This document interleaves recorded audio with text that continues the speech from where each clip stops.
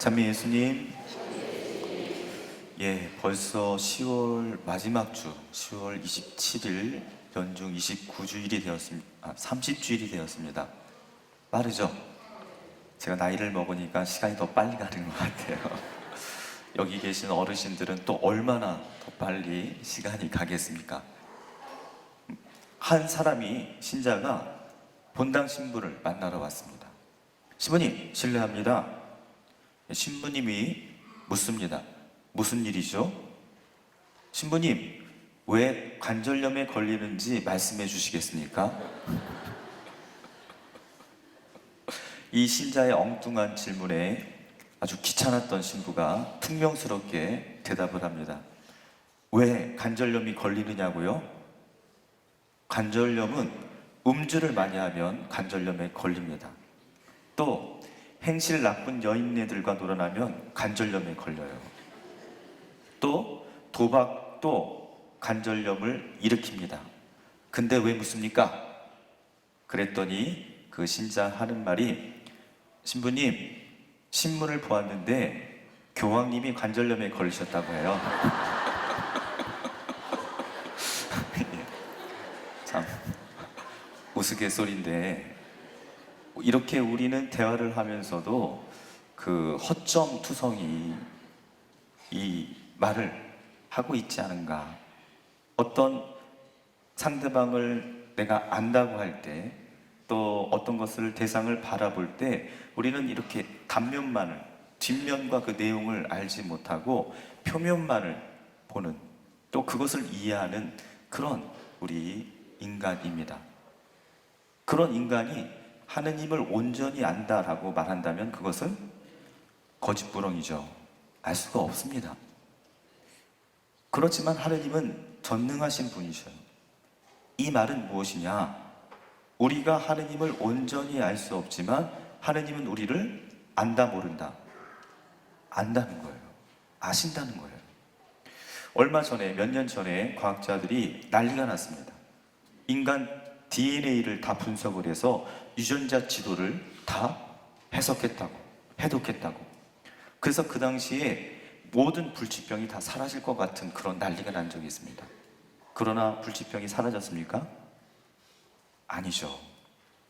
제가 과학자분들의 공적을 깎아내리려는 이런 이야기가 아니라, 말씀을 드리고 싶은 것은 우리 인간의 신비를 우리 인간은 온전히 파악할 수 없어요. 오늘 아침 머리 감으면서 머리카락이 몇 개 빠졌는지도 몰라요. 인간에게 새로운 생명을 부여하고 영원히 죽지 않은 그러한 약을 인간은 만들 수 없습니다. 사도 바오로, 오늘 제2독서에 나오는 이 바오로 이야기를 좀 해보겠습니다. 오늘 사도 바오로가 디모테오 편지를 쓰며, 나는 훌륭히 싸웠고 달릴 길을 다 달렸으며 믿음을 지켰습니다. 이제는 의로운 화관이 나를 위하여 마련되었습니다 라고 쓰고 있습니다. 이 말을 들으실 때 여러분은 어떠세요?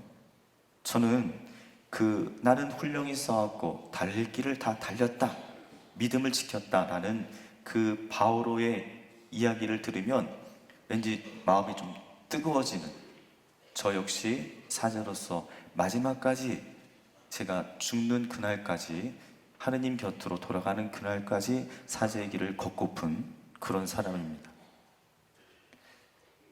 그런데 오늘 사도 바오로가 말씀하시는 의로움의 화관이라는 것은 곧 자신의 죽음을 의미하고 있습니다.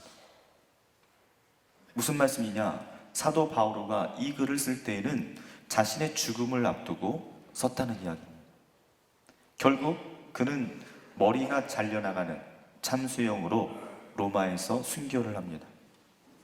증언에 의하면 그 머리가 잘렸을 때 그 머리가 바닥에 몇 번 뛰었죠? 똥똥땡 3번 뛰었어요. 그리고 거기서 뭐가 솟아났죠? 샘물이 솟았다고 합니다. 이어서 사도 바오로는 오늘 제2독서의 말미에, 나의 첫 변론 때에 아무도 나를 거들어 주지 않고 모두 나를 저버렸습니다 라며 자신의 과거를 해석합니다. 이는 사도 바오로가 복음을 전했을 때 겪었던 그 어려움들, 철저한 외로움들, 그와 싸워야 했고, 또 자기가 복음을 전하려 갔던 그 신자 공동체로부터 배척과 의심의 눈초리를 받았습니다. 결국 바오로 사도가 의지할 수 있었던 것은 무엇이었냐? 사람도 아니었습니다. 전대의 돈도 아니었습니다. 지팡이도 아니었습니다. 오직 하느님만이, 예수 그리스도만이 사도 바오로의 전부였습니다. 그래서 사도 바오로가 달릴 길을 다 달렸다, 믿음을 지켰다라고 말할 수 있었던 그 원동력은 바로 하느님에게 있었던 겁니다. 세속적인 입장에서 보면 사도 바오로의 인생은 자신의 신념을 쫓아 살다가 사형을 당해 개죽음을 당한 그런 사람이었습니다. 불쌍한 사람이었습니다. 그러나 신앙을 갖고 있는 우리에게는 다릅니다. 왜 그렇죠? 바로 하느님이 계시기 때문에. 우리의 구원자이시고 우리의 아버지이신 하느님이 계시기 때문입니다. 제가 첫 신부 때 초등학교 3학년 펠릭스라는 친구가 천년송채를 받고 뇌종양으로 죽었습니다. 그 부모님의 그때의 얼굴과 그 기도와 간청, 그리고 저의 마음은 아직까지 잊어지지가 않습니다. 부모는 자식을 살려달라고 애원했지만 결국 그 펠릭스는 하느님 곁으로 갔습니다. 그 아이의 삶이 너무 불쌍하고 하느님이 어디 계시냐고 원망할 수 있겠지만 그 부모님의 기도는 이 세상에서가 아니라 어디서 완성되죠? 그렇죠. 하느님 앞에서 완성될 겁니다. 우리는 너무 이 세상의 삶만을 연연해서는 안 될 것 같아요. 우리가 바라고 기도하는 것이 지금 당장 이루어지지 않는다 하더라도 하느님은 나의 간청과 기원을 듣고 계시는 분이죠. 하느님은 분명히 펠릭스의 영혼을 받아주셨습니다. 사도 바오로는 이미 현세에서 영혼을 살고 있었습니다. 자신이 희망하고 바랐던 그것이 현세에서 이루어지지 않는다면 하느님께서 반드시 마지막 순간에 주님 앞에서 이루어주실 것을 알고 있었던 사람이죠.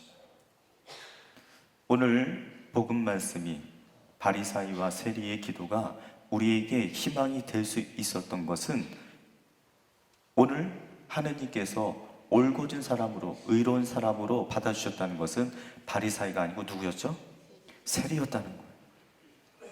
하나님은 왜 바리사이, 세리가 그 단면만을 보지 않으시고 왜 세리가 되었는가?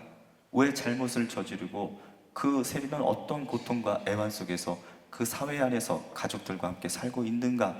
그 삶을 알고 계신다는 것.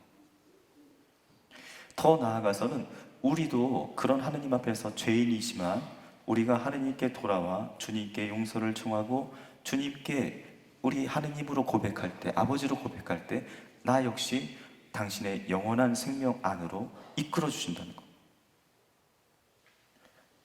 제2독서의 사도 바오로가 끝까지 믿고 의지했던 것은 하느님 아버지였습니다. 그 밖에는 아무것도 필요치 않습니다. 오늘 우리도 주님을 하느님으로 모시고 그분만을 바라보고 살 수 있는 믿음을 청해 봅니다. 아멘.